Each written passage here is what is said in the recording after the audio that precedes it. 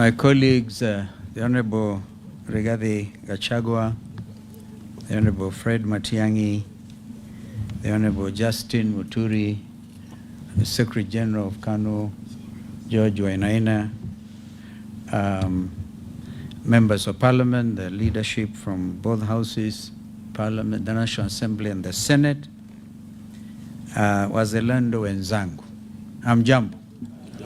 Naona kama mmekasirika sana lakini bado tunaumwa kwa sababu tunayatafakari yaliyotendeka wiki hii hasa kwa upande wa mahakama.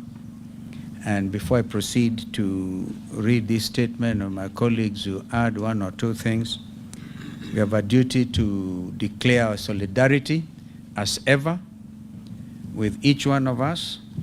And we know the matter of that ruling by the three judges in the matter of the petition by our brother, Deputy President Rigathi Gachagua, and there's many other, I think 50-something petitioners.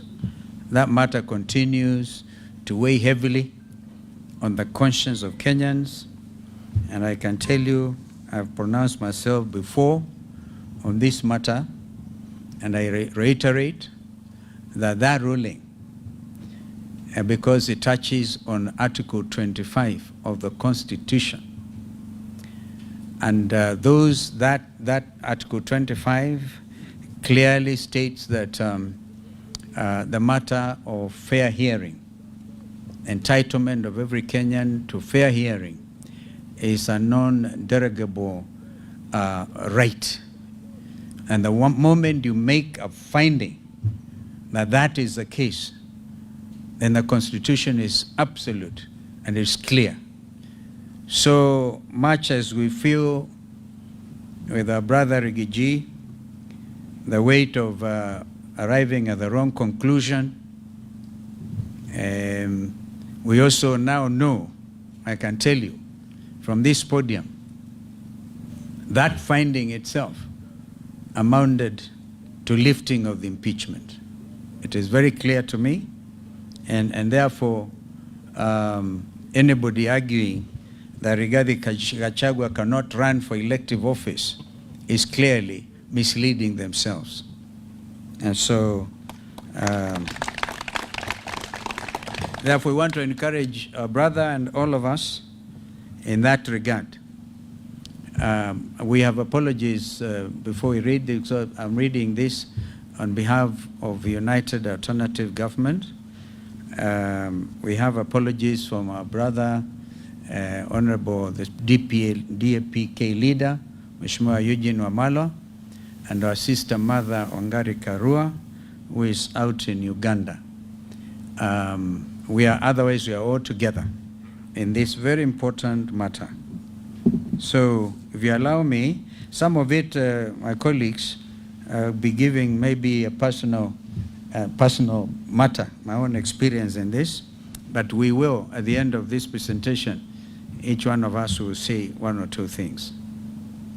The subject is on the financial year 2026-2027 budget and the Finance Bill 2026, and this is the people's budget. We have been accused before, and we want to tell Kenyans we are up to it. We are up to it. We are not just going to criticize this time. We are going to give an alternative budget. So thank you for joining us this afternoon. And before I speak about figures and fiscal deficits, I want to speak about a woman I met in Mathare recently. She sells second-hand clothes and pays her SHA deductions every month. She also sends her children to a public school that the Constitution says is free. Last week, the school sent a letter to her. Quote, please pay 3,500 shillings for infrastructure development levy before your child sits end-term exams. End of quote. She does not have it. I'm standing here today because of her, and because of every Kenyan like her who has run out of time to wait on a regime that has lost its moral authority to lead. Fellow Kenyans, on my part, my colleagues who also say theirs, I've been in public service for over 4 decades. I've sat at cabinet tables, at the office of the Vice President, and even others dealing with peace negotiations. I've seen Kenya at its best, and I've seen what bad governance does to a people who deserve so much better than they have been given. Nothing, though, in all these years of public life, has prepared me for the cruelty of this budget. Because that is what it is. Not just incompetence and miscalculation, but cruelty. The cruelty of a regime that knows exactly what it is doing to its people, has the treasury documents to prove it knows, and has chosen to proceed anyway. I've read the National Treasury and Budget Summary published April 30, 2026. I've studied the Budget Policy Statement, and I too have read the Finance Bill 2026, and I'm here today standing before our nation to tell you what those documents say in a nutshell and what they mean for the Kenyan family that is simply trying to survive. The state of the nation, and basically saying numbers, that's the title, numbers cannot lie. The National Treasury released financial year 2026-2027 budget summary on April 30th, 2026. These are not opposition figures. These are the government's own numbers that can be found on treasury.go.ke for every Kenyan to read. Let me walk you through what they say. This is the largest spending plan in the history of the Republic of Kenya.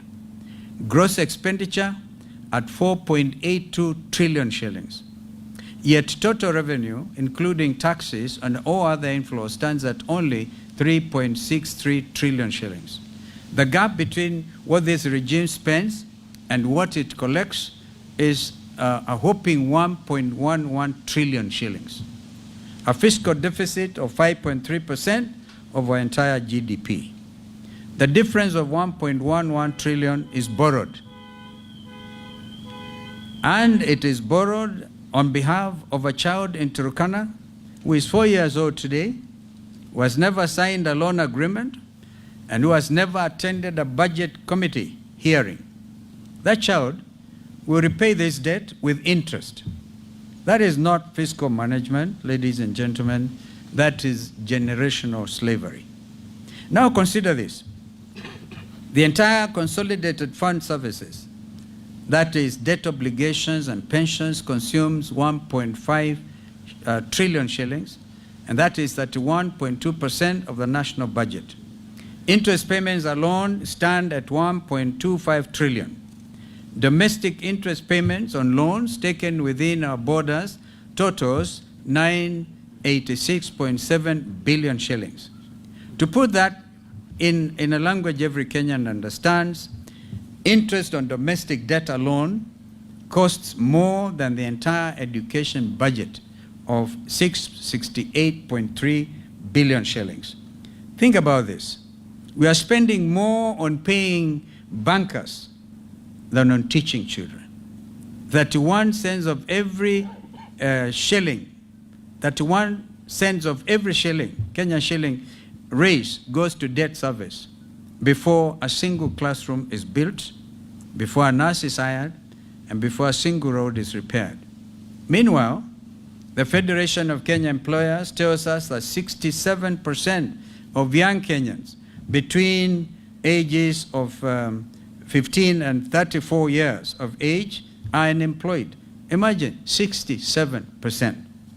In a country where youth are not the future, they are the present and they are the majority. And this Ruto budget has told the majority to wait. On free education, the most expensive lie in Kenyan politics. Article 53 of our Constitution states that every child has the right to free and compulsory basic education, not subsidized education or partly funded education, but free education. Yet here is what the budget estimates actually show.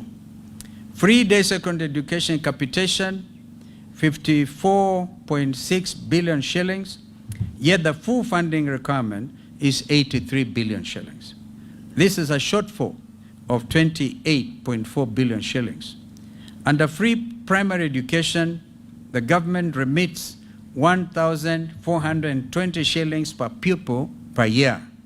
Yet the budget policy statement at page 44 of volume 2 documents an 18 billion capitation gap. Junior secondary schools receive 30.9 billion shillings against a need of 42 billion shillings. A Form 1, or whatever they call it today, CTR 10, Form 1, grade 10, a student arriving at a public day school, supposedly free, finds no desk and no textbooks. And all children go without desks because of the Kenya School Equipment Scheme, the program that once put desks, laboratory equipment, and books directly into public schools has been defunded and forgotten. The budget estimates show an estimated 112 billion shillings allocated for administrative overheads at the Ministry of Education headquarters. 112 billion shillings for the bureaucracy that runs education sector. 65 billion for the children being educated. That is not a budget. That is an insult. Thirdly, school safety and student mental health, a crisis this budget ignores. On Saturday, June 6, I stood before the Kenyans and spoke about something that had nothing to do with websites or campaign platforms. I spoke about 16 of our daughters who will never come home again because of the fire at Utumishi Girls Academy in Gilgil.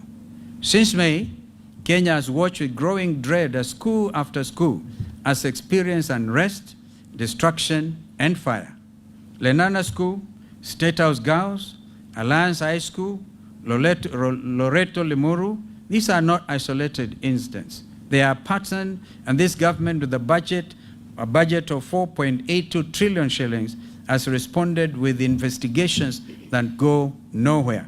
And today we have seen they've even recommended suspending the midterm or bringing the midterm break a little earlier. What are our children telling us? They are telling us that dormitory buildings are fire traps that were never built to code and have never been inspected to standard. They are telling us that the food is inadequate and sometimes unsafe. They are telling us that when they raise concerns about conditions, about pressure, about feeling overwhelmed, no one listens. They are telling us that the mental health burden on a Kenyan teenager today is heavier than any generation before them has carried, and that the system built around them has no mechanism to hear them, let alone help them. This is not a new crisis. It is a neglected one. A government that allows it to fester while protecting a 112 billion shillings Minister of Education administrative overhead has made a choice. It has chosen the bureaucracy of our children for the last 4 years.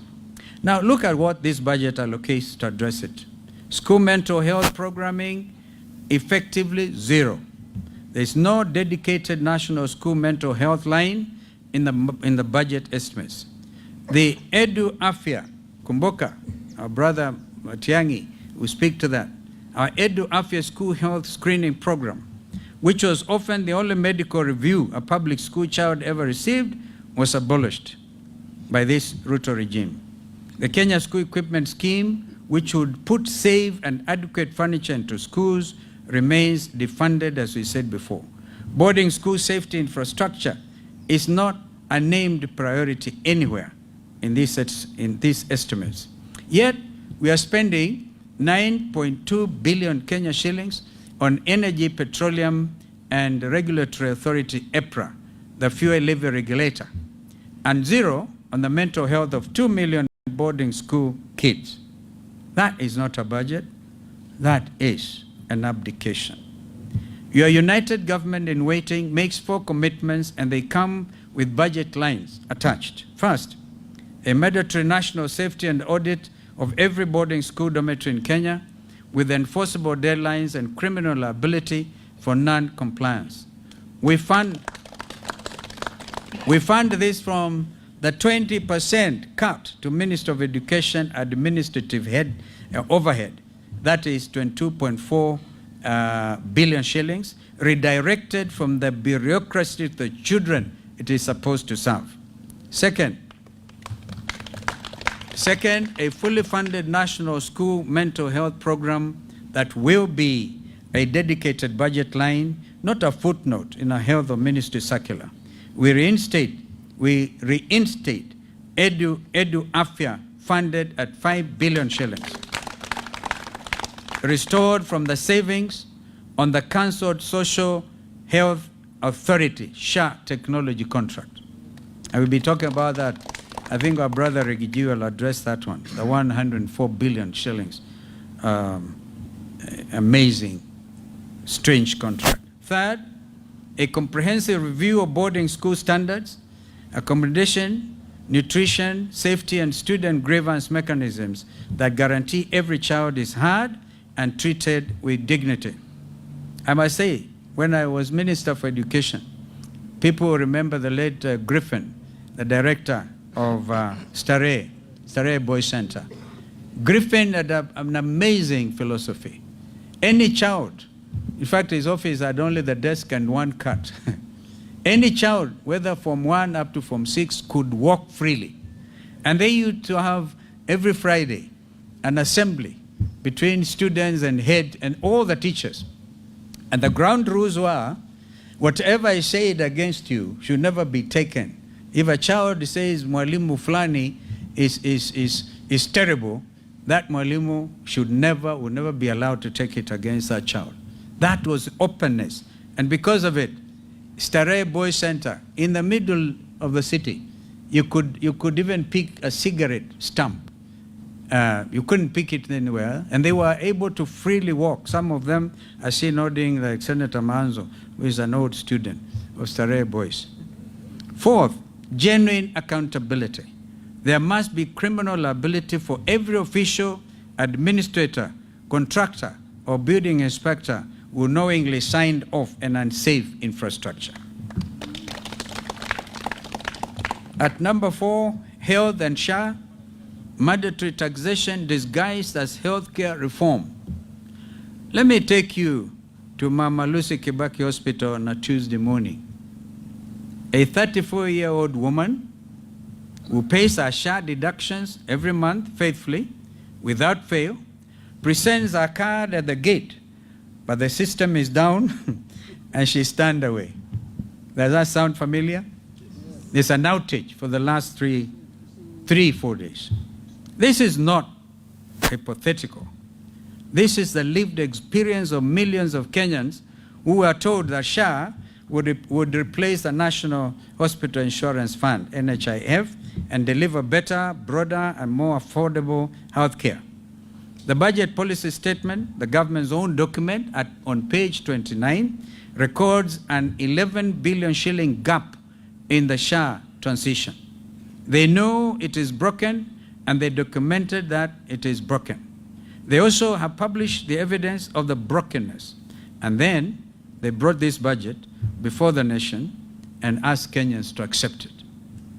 Total health allocation at 170.7 billion shillings, a system serving 54 million people.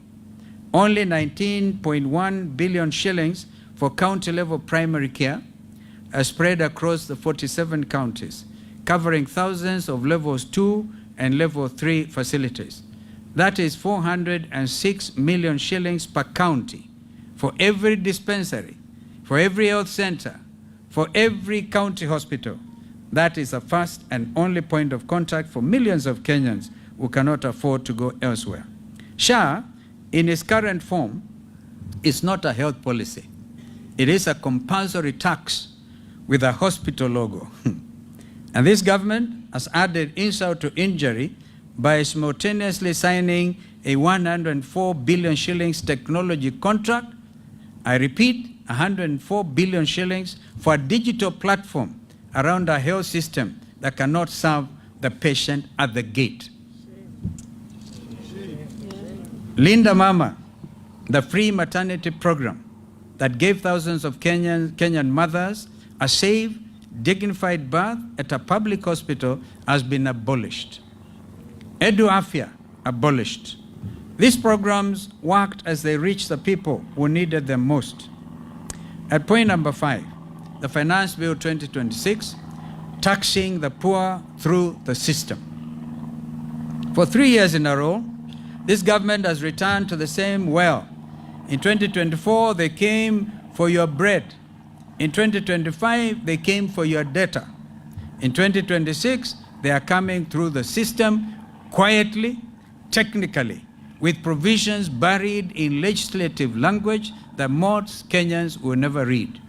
The Finance Bill 2026 proposes a 16% value-added tax on the fees and commissions charged by mobile money platforms, M-Pesa and Airtel Money.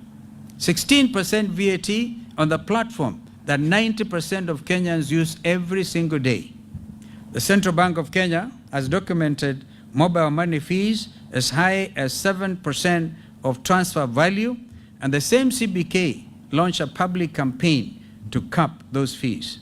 The Ruto Finance Bill drives them back up. The grandmother in Wajir, waiting to receive 1,000 shillings from her grandson working in Mombasa, will pay more for that transfer. The Mama Mboga in Gikomba, paying a supplier through M-Pesa, and remember, even the mitumba is taxed. The Mama Mboga in Gikomba, paying a supplier through M-Pesa, will pay more. The boda rider sending money home to his mother in Nyamira will pay more. This Ruto regime has found a way to tax the poor, even when they are not buying anything, and they are taxing the movement of money itself. And the bill proposes a 25% excise duty on mobile phones at network activation. 25%. 25% on a phone that is no longer a luxury. A phone is an office. A phone is also a bank. It's actually a classroom. The only infrastructure that millions of Kenyans actually possess. Kenya's diaspora sent home a record $5 billion last year through mobile platforms.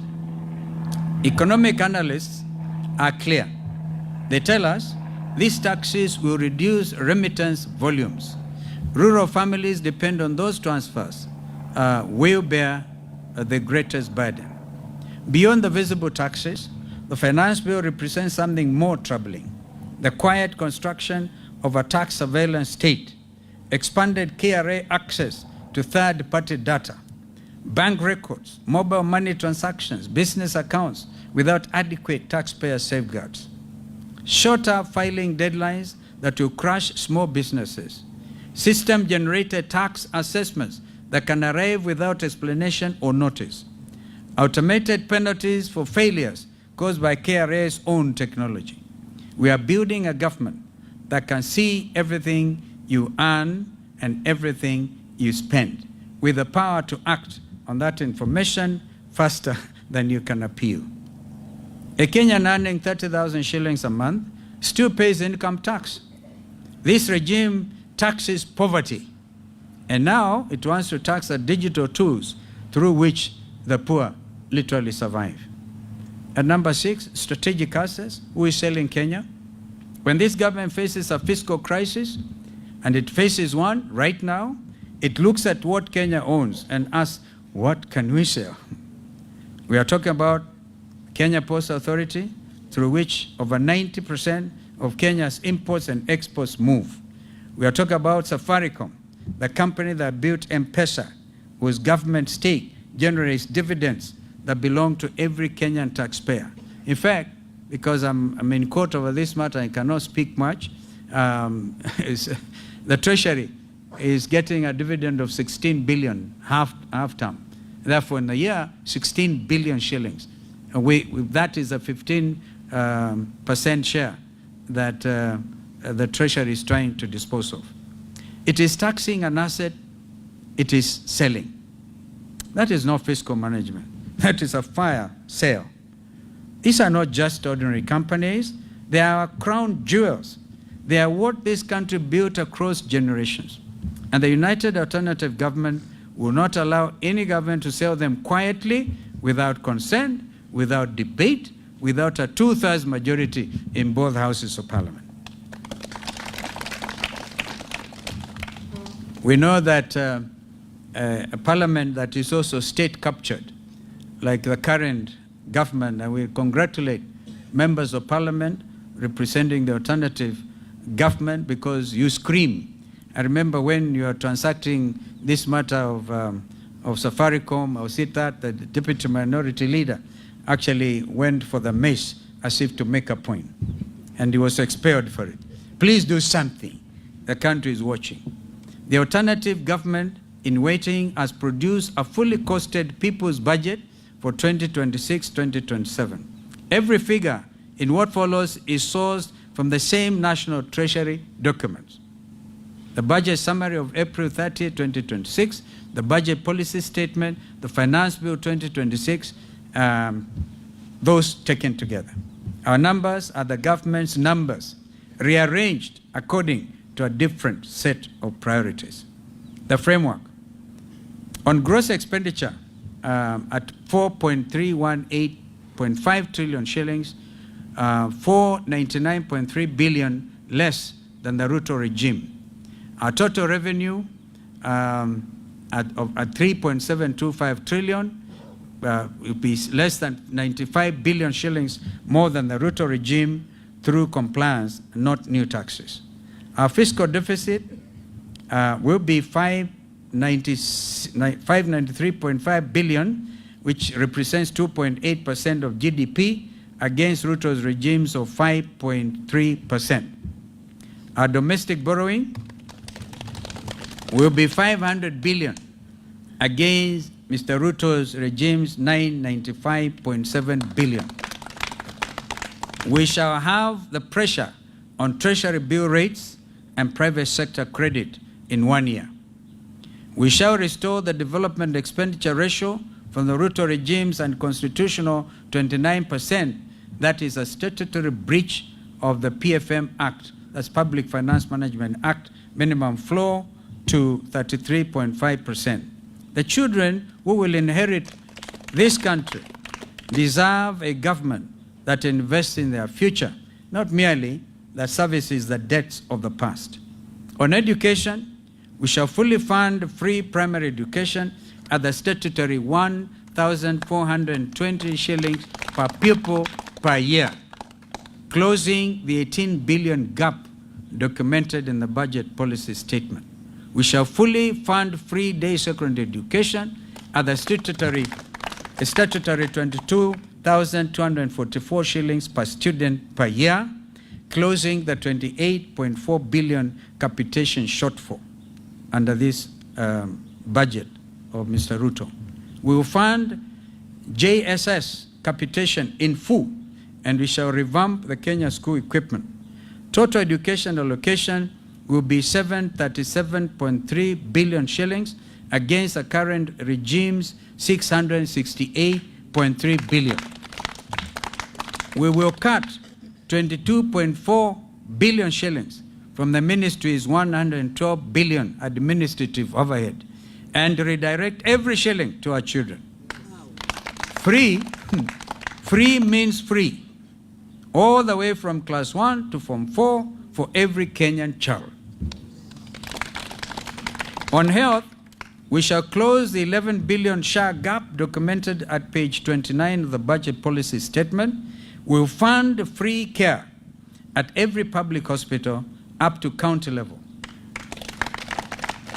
That is no card at the gate, no system down, and certainly no patient turned away. We shall reinstate Linda Mama as well as reinstate Edu Afya. And make no mistake, We shall cancel the 104 billion SHA technology contract and redirect every shilling to frontline care, stocking dispensaries, paying nurses, buying medicines. We will also increase KEMSA from KEMSA's allocation from 18.8 billion shillings to 30 billion, so that no Kenyan patient is told to go buy their own drugs, as that is the practice. Total health allocation, 242.3 billion shillings against Ruto's 170.7 billion. On jobs, we commit to a national youth employment compact. That is 80 billion over 2 years, 80 billion shillings. A single fund with one accounting officer and one measurable outcome, that is verified jobs created. 200,000 placements in public works infrastructure maintenance, a skills to export pipeline linking technical colleges with verified export sector employers. Zero-rated startup capital for youth-led MSCs, employing more than 5 people. Not grants, but contracts, deliverables, and results. 67% of our young people are not idle because they lack ambition. They are idle because the system was never designed for them. We will redesign it. On cost of living, we shall repeal the import declaration fee, the railway development levy, and the road maintenance levy on fuel imports, bringing diesel to approximately 170 shillings per litre. We will also abolish the housing levy. Of course, that abolishment will take into account the legislative aspect. All right? We are not just abolishing without asking you guys to do the needful. And because a lot of you are state captured, the next administration will certainly ensure there's no housing levy. Amen. Our executive order number 1, giving millions of Kenyan workers an immediate increase in take-home pay. That's what my brother Rigiji refers to rescuing the payslip. We shall zero-rate solar panels, batteries, and inverters. We'll introduce a 30 shilling per litre targeted fuel subsidy for certified agricultural use. And we will remove from the Finance Bill 2026 the 16% VAT on M-Pesa platform fees and the 25% excise duty on mobile phones. On fiscal discipline, starting at the top, we will cut State House operations from 12.6 billion shillings to 6.3 billion shillings. We must cut the NIS allocation from 58.6 billion to 35 billion shillings. Kenya is not at war, yet the NIS has doubled since 2020 without proportionate gain. We'll also abolish the 13 billion shillings police motor vehicle leasing program and procure direct, saving 4 billion shillings over the contract life. We will then redirect the 35 billion shillings in savings from NIS and State House reductions into a national irrigation investment fund covering Garissa, Marsabit, Wajir, Turkana, Kitui, Makueni, Laikipia, and Kajiado. Because food security is national security. We will also implement a single treasury account to eliminate ghost workers, duplicate payments, and pending bills that are an Auditor General's verified leakage of 250 billion, all right, a year. And we must congratulate the Auditor General, because there are 2 ladies I personally respect, the Controller of Budget and the Auditor General. 2 ladies who have stood strong in the interests of the Kenyan people. Every contract requires confirmed exchequer backing before work begins. Any accounting officer with an adverse Auditor General report must step aside immediately. Now you may ask, where does the money come from? I'll tell you. 200 billion shillings from the structured sale of stored affordable housing projects at market value. 250 billion from single treasury account efficiency savings. 90 billion shillings from a simplified flat 7.5% rental income tax on large landlords currently evading through complexity. 104 billion shillings from cancelling the wasteful SHA technology contract. 125 billion shillings from halting non-priority vanity capital projects.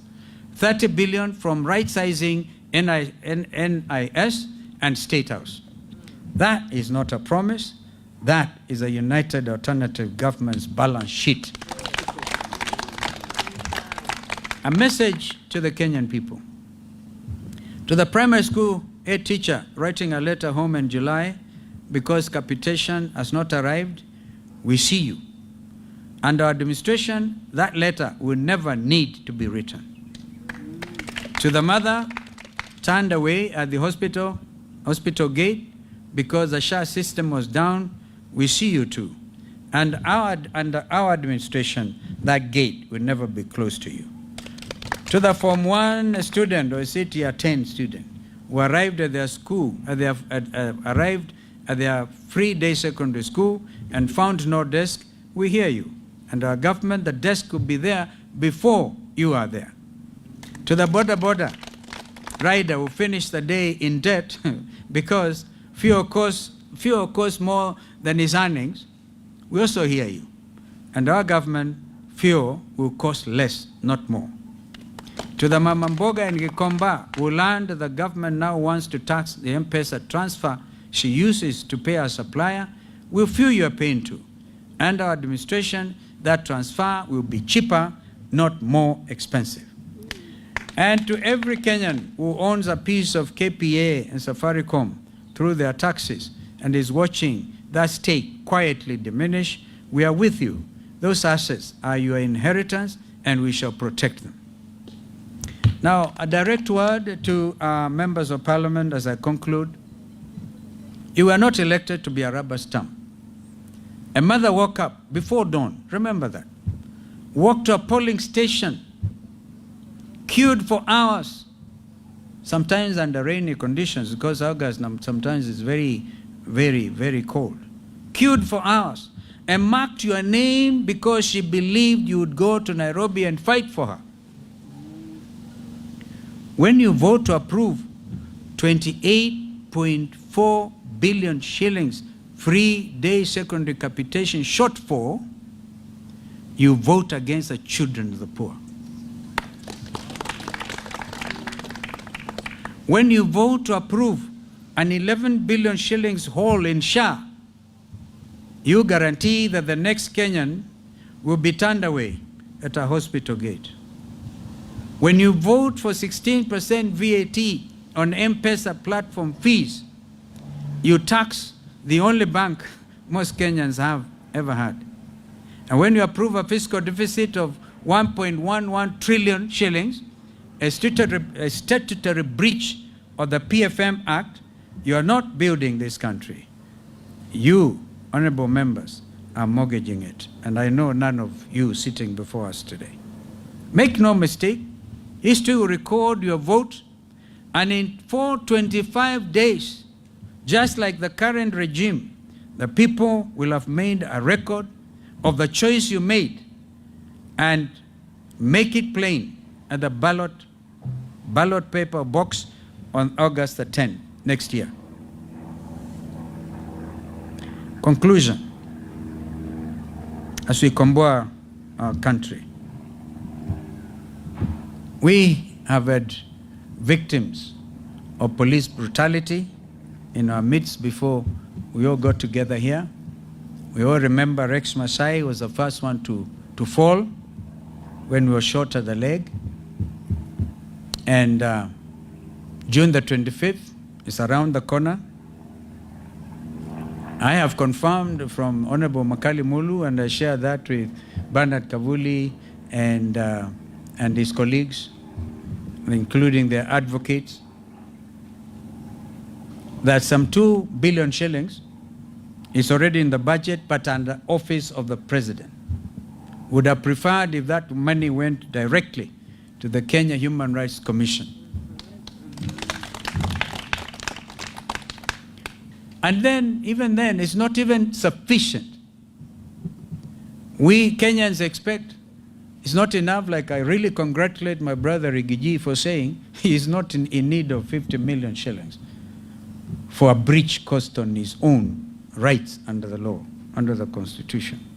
So it is very easy for this administration to think by paying 2 million shillings to a family whose son was felled by a police bullet, you have done justice. Kenyans deserve and they demand justice. The perpetrators of those heinous crimes, even as we speak, this police continues to perpetuate those abrogations of our Constitution. Did we not hear yesterday in Laikipia, and people like Laikipia, we hear you, my colleagues will speak to you about that we're importing Ebola, and then we kill. Even when our people peacefully demonstrate, you kill them. Can you imagine a regime that arrests a Chief Justice Emeritus? We will be organizing massive demonstrations to protect the Nairobi National Park. So it is not just Chief Justice Maraga, whom they tried to harass yesterday.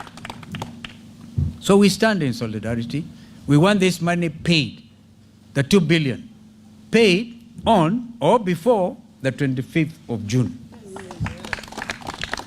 There should be no prevarication about this.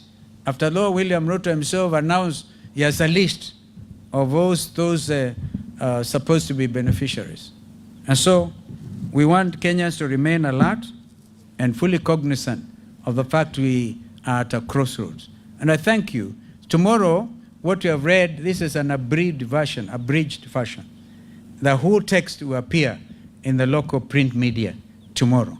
So Kenyans can see united alternative government in action. And of course, there's a lot we can do. There's a lot because we are just dealing with their own figures. We will deal with our own in the next 1.5 years to come. I thank you. I can start with my brother Rigiji to add on to one of